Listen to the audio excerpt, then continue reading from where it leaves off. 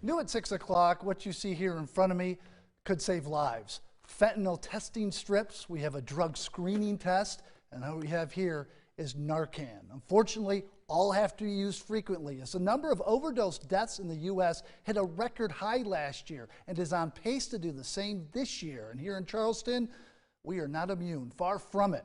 The ability to get drugs has never been easier.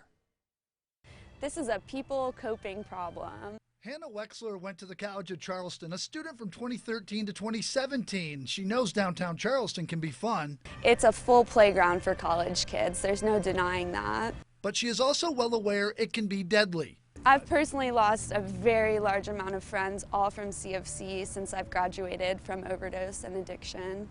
That's right. 5 of Hannah's friends have died from overdose, one of the major reasons she is becoming a substance use disorder counselor. That really just changed my entire life. People are overdosing left and right. It's a very real thing, and it's very real to my heart. The problem simply is drugs, all kinds, easily available to anyone who wants them. In my experience, it's never been hard, and that's part of the issue, is that these things are very accessible.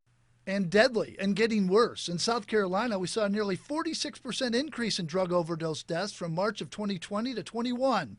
Wexler says she believes the answer to drug overdoses is something called harm reduction. Basically, accepting drug use is part of our world and working to minimize its deadly effects rather than simply ignoring or condemning it. Being safe and proactive about your drug use, testing your drugs for fentanyl, using clean syringes, just going the extra step to kind of take care of yourself while you're already taking the risk of doing drugs. You're backing it up and knowing that at least these drugs are clean and you'll wake up tomorrow. We strongly believe in harm reduction.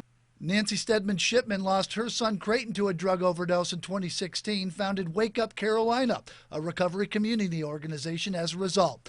She says while harm reduction is controversial, it's getting more attention since the COVID pandemic and as overdoses increase. A lot of people think it's justifying using substances. You know, we're encouraging people to use it because we are giving fentanyl testing strips or Narcan. No, what we're trying to do is, if someone is going to use a substance, then we want to make sure they're educated, they're safe doing it, and they're aware of the consequences. Who doesn't like it is people that don't acknowledge that there's a problem in this town.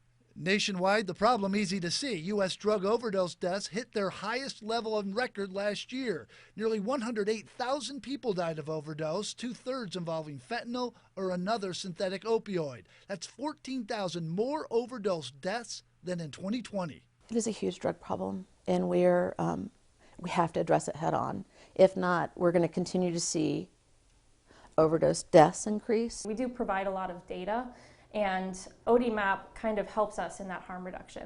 Ella Butler, a special opioid investigator with the Charleston County Coroner's Office, talking about real-time data collection with overdoses, the ODMAP, Overdose Mapping Application Program. It's an online site where you can upload overdose fatality and non-fatal overdose data.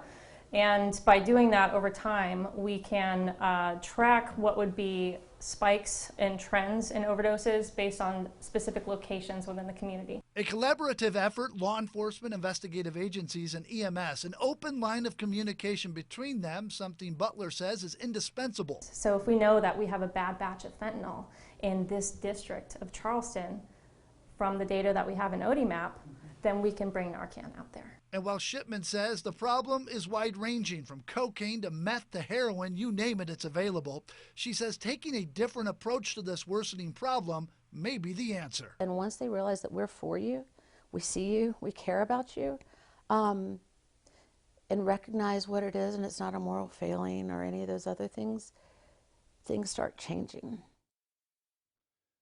Experts say the pandemic accelerated trends that were already heading in the wrong direction, and reversing course will take concentrated efforts. Drug distribution networks and addiction become embedded in the community and cannot change overnight.